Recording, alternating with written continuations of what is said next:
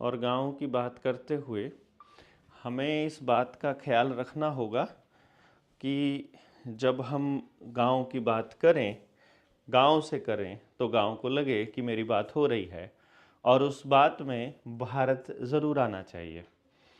क्योंकि जिस मिशन को हम लोग लेकर चले हैं जनता सरकार मोर्चा के साथ ही, उस मिशन की प्राथमिकता भारत है। भारत कौन सा? जो असल भारत है, जिसको भुला दिया गया है, जिसके बारे में बात ही नहीं होती है, जिसकी चर्चा गायब है, किताबों से गायब है, अखबारों से गायब है, मीडिया से गायब है। और इसलिए गांव में भी इस पर कोई चर्चा नहीं होती है, बैठकों से भी ये गायब है।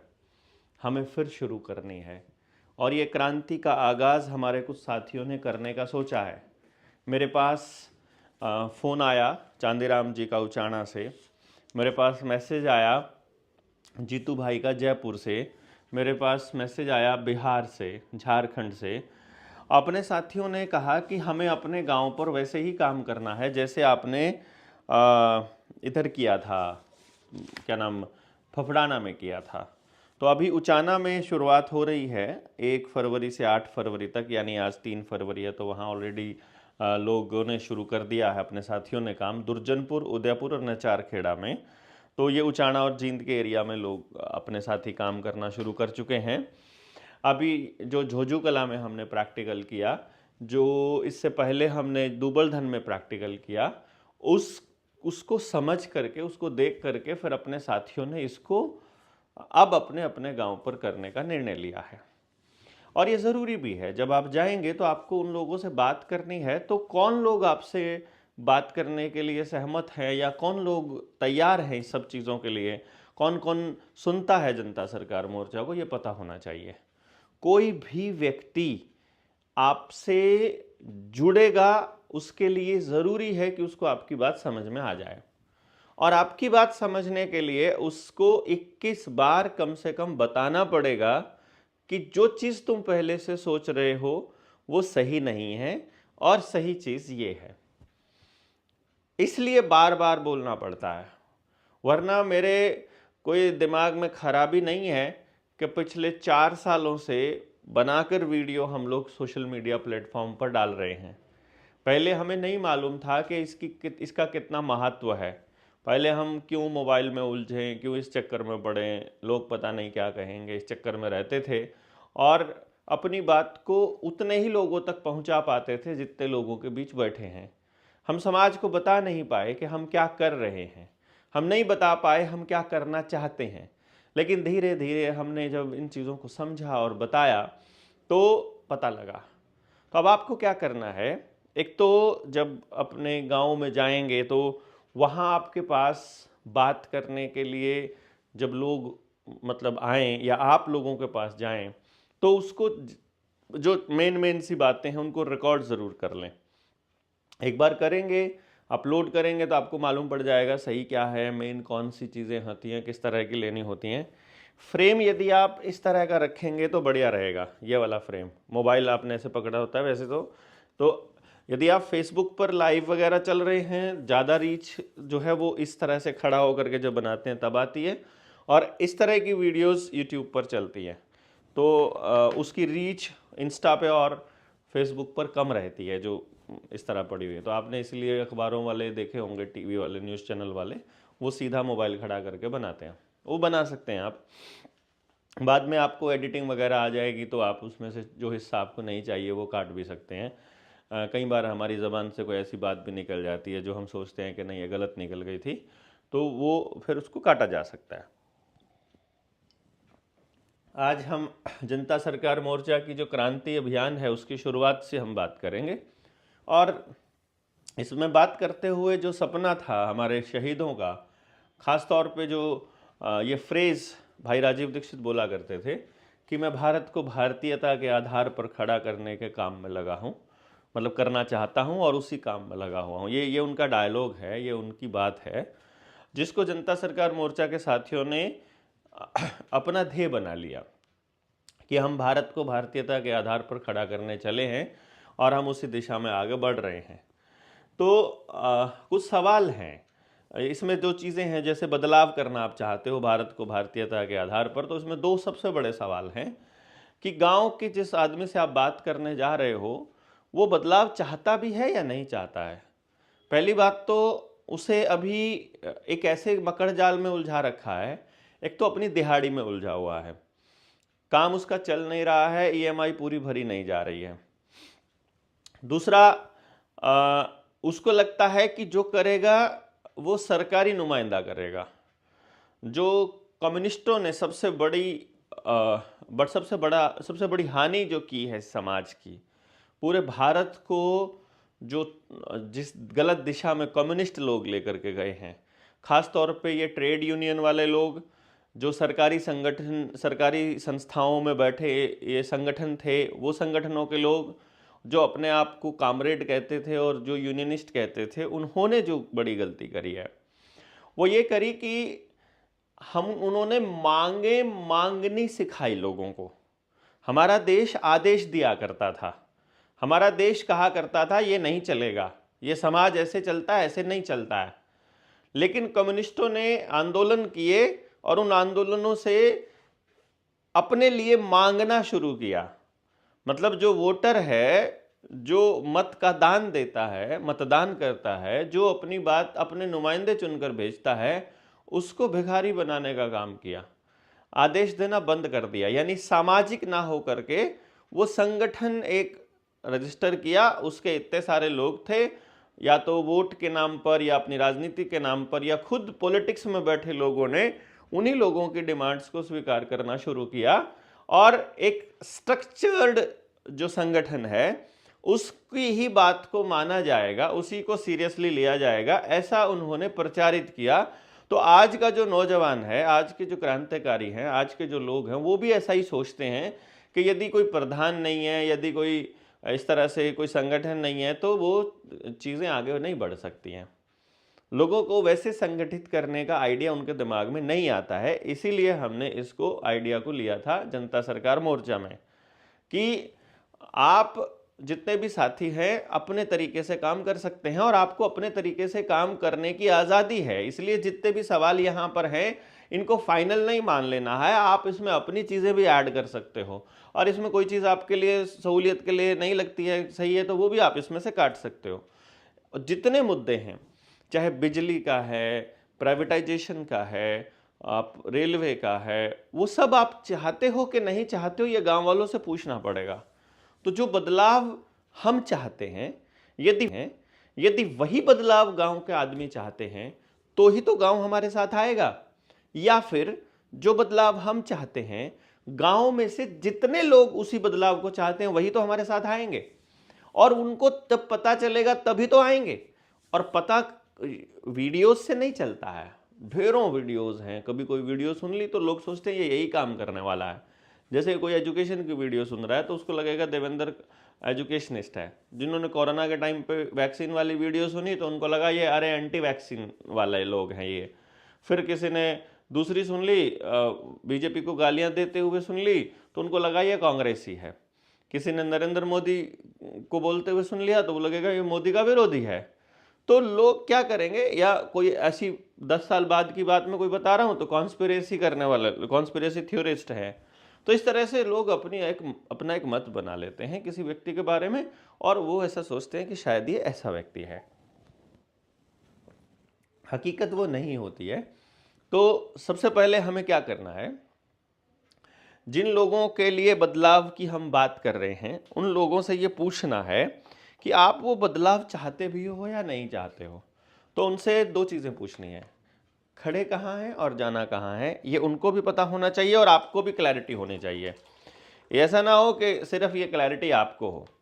तो एक बार उससे पूछिए कि जो व्यवस्था अभी चल रही है उससे आप खुश हैं क्या, आप वही चाहते हैं क्या, या कोई दूसरी व्यवस्था चाहते हैं। जैसे एजुकेशन के मुद्दे पर फॉर एग्जांपल आप पूछने लगे उनसे और आपने कहा कि बताइए आप प्राइवेट स्कूल में जैसे आपका बच्चा पढ़ रहा है यही पढ़ाते रहना चाहते हो या कोई इसमें बदलाव करना चाहते हो, और वो कहे कि भाई हम तो इसमें बदलाव करना चाहते हैं। तो आपको पूछना पड़ेगा कैसा बदलाव करना चाहते हो भाई, आप किस तरह का बदलाव करना चाहते हो, तो वो आपको बताएगा। अब आपको पूछना है कि आप लाखों रुपया खर्च कर दें साल का और उसके बाद भी कुछ हासिल ना हो, ये वाली एजुकेशन से मतलब ये वाला सिस्टम चाहते हो, या फिर आपके बच्चों को जितना काम करें जो बच्चे काबिल हैं। एक सेकेंड,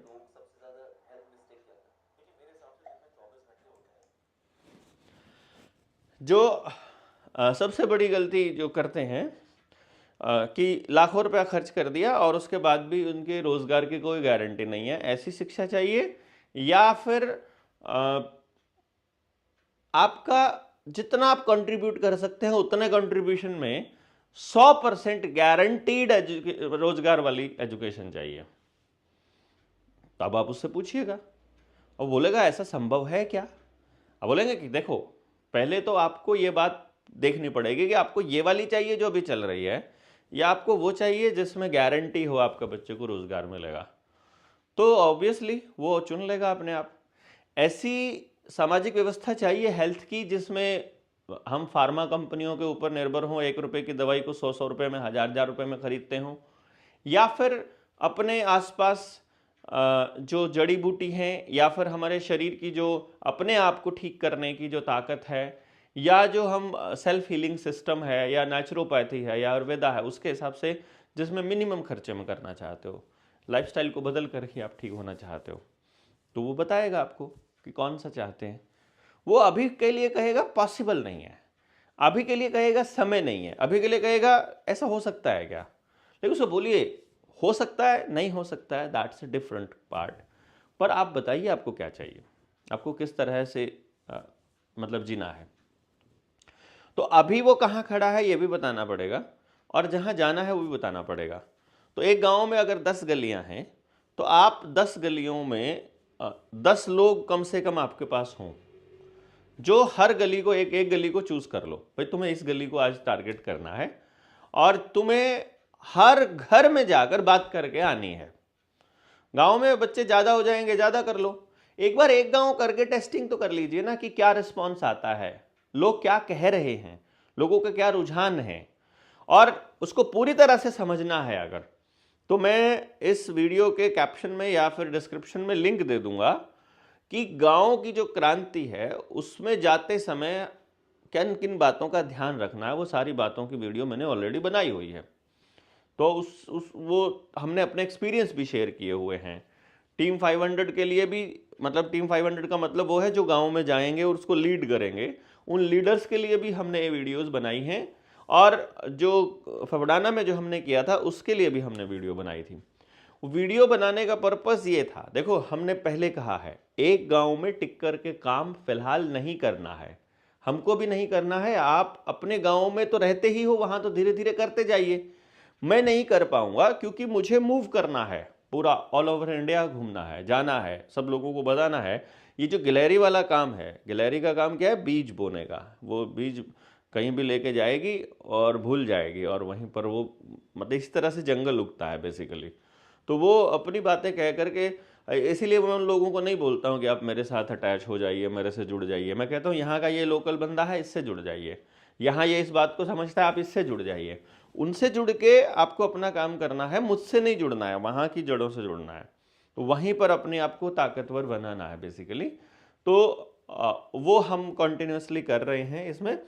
तो खड़े कहाँ हैं, जाना कहाँ है, ये हमें मालूम होना चाहिए।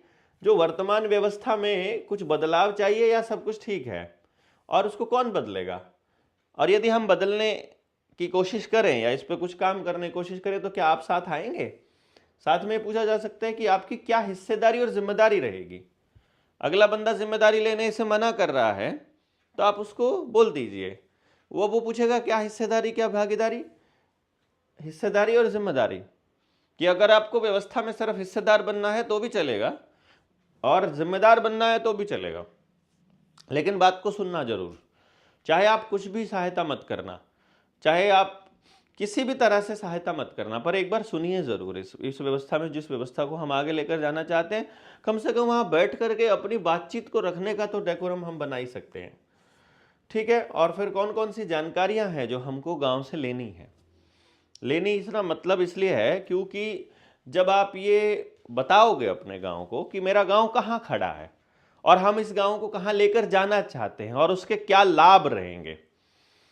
इसमें और चीज़ें भी ऐड कर सकते हो, ये भी कर सकते हो कि आप क्या क्या करते हो और क्या किस किस तरह के अपने बच्चों के लिए क्या उम्मीद करते हो कि आपका बच्चा बड़ा होकर क्या करे, या अभी जो बच्चा बड़ा हो गया है बेरोजगार है यदि वो, तो वो क्या करना चाहता है। तो इसमें आप ऐड कर सकते हो, जिसमें पॉइंट्स हैं।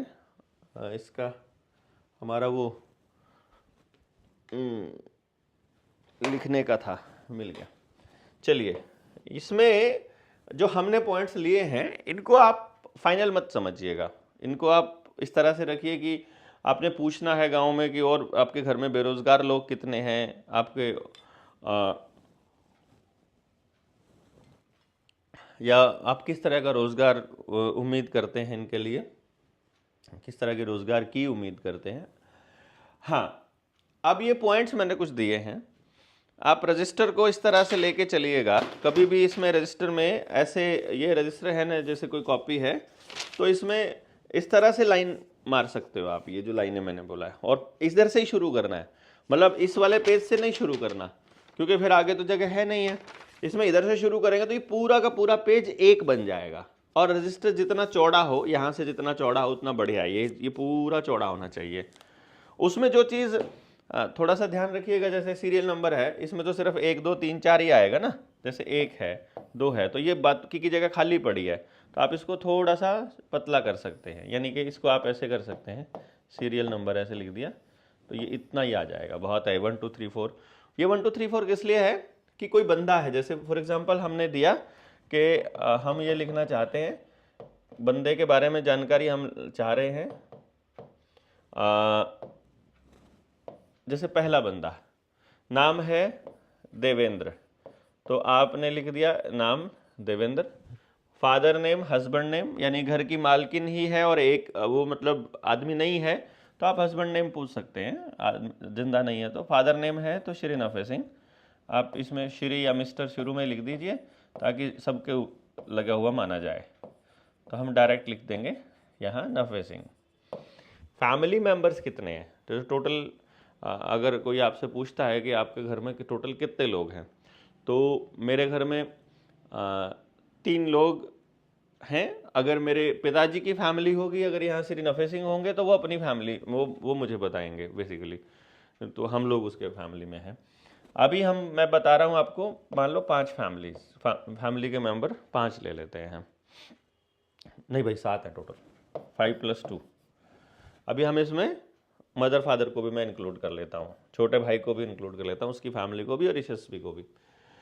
जॉब्स कितनी हैं, गवर्नमेंट कितनी है, प्राइवेट कितनी है। जॉब्स हमारे पास एक ही है गवर्नमेंट, और प्राइवेट कोई नहीं है, जॉब नहीं है। और बिजनेस ऑक्यूपेशन क्या है भाई, हमारा प्राइवेट ही काम है, ठीक है, काउंसलर कुछ भी कर दो। स्टूडेंट्स कितने हैं, हमारे घर में स्टूडेंट हैं, हम 3 लोग हैं पढ़ने वाले, 3 लोग पढ़ते हैं। क्या क्या पढ़ रहे हैं भाई, लॉ पढ़ रहे हैं, ठीक है, आयुर्वेदा पढ़ रहा है एक बंदा, और ह्यूमैनिटीज़ कर रहा है, bachelor of art. School college नाम बताना चाहते हैं तो स्कूल कॉलेज का नाम आ जाएगा। इसके अलावा पढ़ाई पे कितना खर्च है, पढ़ाई पे अभी कितना खर्च है भाई, हमारा तो खर्च नहीं होता है, यशस्वी का तो कोई खर्चा नहीं है पढ़ाई का, स्कॉलरशिप पे रहता है, वो तो बचपन से स्कॉलरशिप पर है, उसको कोई पैसा, क्योंकि बचपन में ही उसने कुछ अचीवमेंट्स इस तरह की कर ली थी। हमारा खर्चा है साल का 2 लाख रुपया, हम मान के चल पड़ते हैं, पढ़ाई का खर्चा है, जिसमें आने जाने का, पेट्रोल डीजल का। साधन क्या है आपके पास, कार है, ट्रैक्टर भी है, बाइक भी है, ठीक है। पेट्रोल डीजल का टोटल खर्च कितना हो जाता है महीने का, महीने का खर्च कितना हो जाता है, लगभग 10 से 20 हज़ार किलोमीटर गाड़ी चलती है, 10 हज़ार तो मिनिमम चलती है, तो 20,000 भी चलती है, तो हम लोग 1 लाख रुपया महीने का डीजल पेट्रोल का खर्चा करते हैं।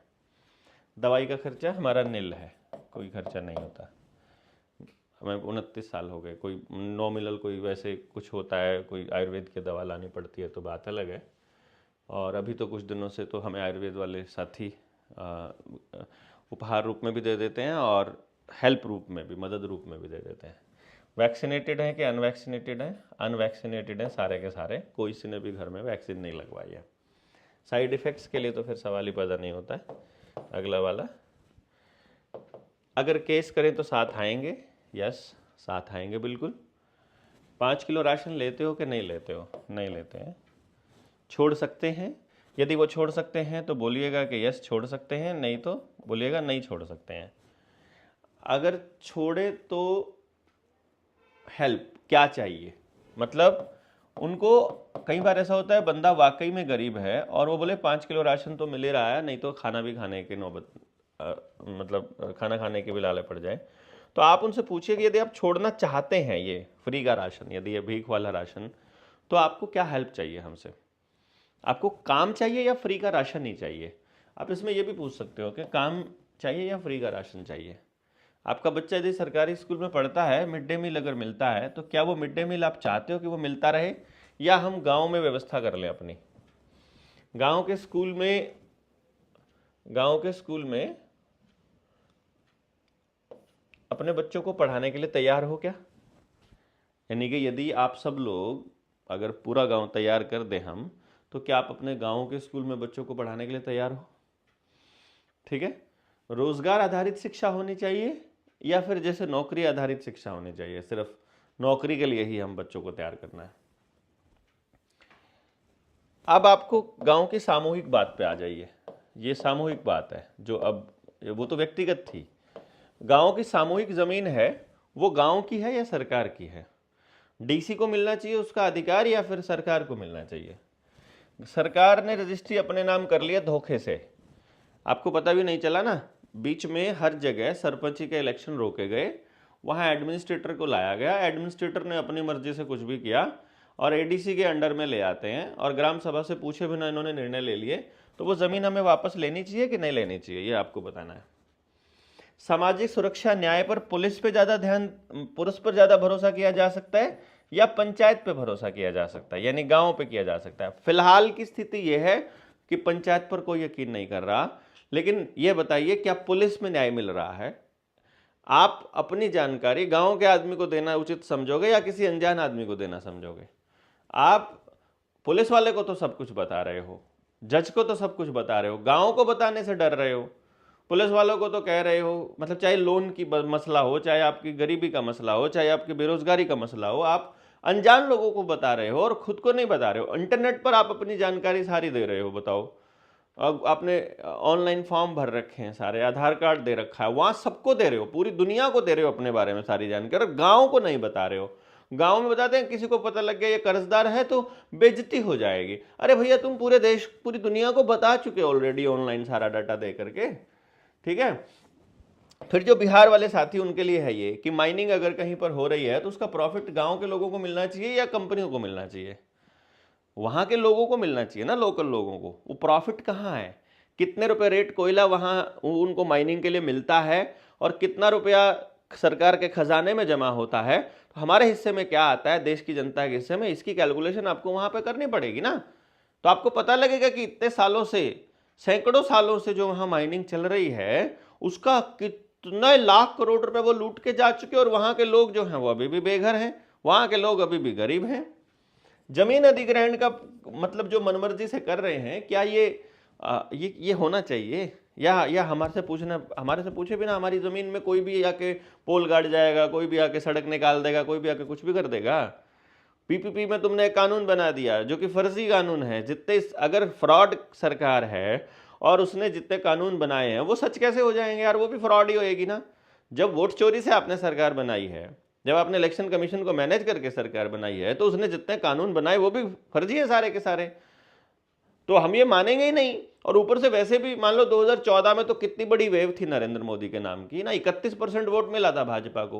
वो 31% वोट यानी कि 100 में से 60-65% लोगों ने वोट किया और उसका भी 31% उनको मिला। आप सोच करके देखिए, यानी कि यदि इसको आप मान के चलो 100 में से 65 ने वोट किया, तो 65 का भी यदि 31% निकालते हो आप, तो कितना बनता है? 31 पंजे 165, सॉरी 155, और 31 छिका 186, और 15 201 अपॉन 100, यानी 20%। इसका मतलब यह हुआ कि 20% आपको सहमति है, पूरे देश में 20% लोग आपको सहमति दे रहे हैं। उनसे भी आपने प्रॉमिस नहीं किया था। जो कानून आपने आज बनाए हैं किसी भी अपने मैनिफेस्टो में नहीं दिए, अपने घोषणा पत्र में उन कानूनों के बारे में आपने कोई जिक्र नहीं किया है। बिना घोषणा पत्र के आपने कानून बना दिए। ये 20% लोग आपको मदद कर रहे हैं, आपको सपोर्ट कर रहे हैं, तो 80% से आपने पूछा भी नहीं, आपने उनकी सहमति भी नहीं ली, और वो आपसे सहमत भी नहीं है, उनके ऊपर भी आपके कानून कैसे लागू हो सकते हैं? ये एक आप कॉमन सेंस की बात आपको देखनी है। और यदि हम साथ मिलकर करें तो क्या आप हमारे साथ आओगे? ये बात उनसे पूछनी है। जो लोगों से आप पूछोगे, जिन लोगों से, ये मैं इसीलिए रखा हुआ हूं कि आप ये नॉर्मल से कुछ क्वेश्चंस हैं जिनमें आप और भी चीजें ऐड कर सकते हो अपने हिसाब से, कि आप अपने गांव को सुधारना चाहते हो, उसमें क्या क्या दिक्कतें हैं। आपके सामूहिक जोहड़ का कोई मसला आ जाए, तालाब का मसला कोई आ जाए, आपके खेतों का मसला आ जाए, खेतों में से तार निकल रही है उसका मसला आ जाए, सबको बताइए ना। आप बताइए, आपकी समस्या बताइए, व्यक्तिगत उन लोगों की समस्या पूछ लीजिए कि उनकी क्या समस्या है। और कुछ समस्याएं घर के लेवल पर हल हो जाती हैं, कुछ गली के लेवल पर हो जाती हैं। उनसे कोई पूछने वाला तो आएगा नहीं। देखो, सीएम विंडो से कुछ नहीं बनेगा, अधिकारियों से कुछ नहीं होगा, तहसीलदार, डीसी, कलेक्टर ये कुछ नहीं कर पाएंगे। जो करना होगा वो गांव कर सकता है। तो गांव को मालूम होगा तो बात बन जाएगी, और आप अपने अपने गांव पर इस पर काम कर सकते हो। ये बहुत इंपॉर्टेंट काम है जो आप करने जा रहे हो, और ये मुझे बहुत गर्व है आप लोगों पर कि आपने इसको शुरू करने के बारे में सोचा है। जिन लोगों ने भी इसके ऊपर कुछ भी करने के बारे में सोचा है वो बधाई के पात्र हैं, और अपनी बातचीत को सोशल मीडिया प्लेटफॉर्म के जरिए ज़रूर बताइए। आप एक वीडियो बनाइए, बल्कि लाइव चलिए कि हाँ भाई, हम अपने गांव में इस तरह का कार्यक्रम करना चाहते हैं, कौन कौन साथी हैं जो हमारे साथ आना चाहते हैं। बेशक आप जनता सरकार मोर्चा का नाम ही मत लीजिए। अगर किसी लोगों को हमारे नाम से चिढ़ होती हो, मान लो कोई बीजेपी वाले हों या दूसरे सरकार, कांग्रेसियों को भी हमसे चिढ़ होएगी, तो उनको बोलिए ना आप खाली कि भाई हम ये करना चाहते हैं, कौन कौन लोग इसमें सहमत हैं, कौन कौन लोग इसमें हमारे साथ आना चाहते हैं, आ जाइए। और यहाँ पे मीटिंग रखी हुई है, 2 आ जाए, 4 आ जाए। एक बार जब गांव में जाने लगोगे, एक गली पूरी कर लो, उसमें एक क्वेश्चन ऐड भी कर सकते हो, क्या आप हमारे साथ आएंगे, साथ मिलकर करोगे आप हमारे साथ? जो लास्ट की पॉइंट था कि इसके नीचे था वो, है ना, साथ करेंगे मिलकर। मतलब ये सवाल है, उनसे पूछना है कि भाई आप, अगर मैं इस पर कुछ करें तो क्या आप आ जाओगे? हम आपको कॉल कर सकते हैं क्या? इस मूवमेंट के लिए कुछ करना चाहें तो क्या आप आ सकते हो? तो अपने अपने अपने बच्चों से रिलेटेड प्रॉब्लम्स पूछ लीजिए, घरों में और दूसरी दिक्कतें पूछ लीजिए। हम अगर केस करें, मुकदमा करें अगर वैक्सीन कंपनियों के ऊपर, तो क्या आप हमारा साथ दोगे या आप साथ आओगे क्या? इस तरह की चीज़ें आप उनसे पूछ सकते हो। और जब तक आपके पास एक क्लैरिटी नहीं होगी तब तक आप उनको कुछ समझा नहीं पाएंगे। आपके पास क्लैरिटी होना बहुत ज़रूरी है कि आप इसमें सचमुच कुछ करना चाहते हैं। देखिए, नंबर बनाने के लिए, सोशल मीडिया पर आने के लिए नहीं करना है, सच में बदलाव के लिए करना है। और उसके लिए बहुत सब्र की ज़रूरत पड़ेगी। लोग बहुत परेशान हैं, लोग एक दूसरे पर भरोसा बिल्कुल नहीं करते हैं क्योंकि बहुत धोखा खाया है। इसलिए चिंता नहीं करना है। अगर आपको कोई ताने दे रहा है, अगर आपको कोई बोल रहा है, कोई धमका रहा है, कोई उल्टा सुल्ट बोलता है, तो चिंता नहीं करनी है, बिल्कुल भी नहीं करनी। बल्कि उन लोगों पर तरस खाना है कि भाई कोई बात नहीं, तुमसे नहीं होगा, तुम्हें नहीं समझ आ रहा है, कोई बात नहीं, लेकिन हम इस पे कुछ करेंगे। हम तो अपनी तरफ से कुछ ना कुछ करेंगे ही, आप चाहे कुछ भी ना करिए। जय हिंद, जय भारत, जय जोहार। जय जोहार साथियों।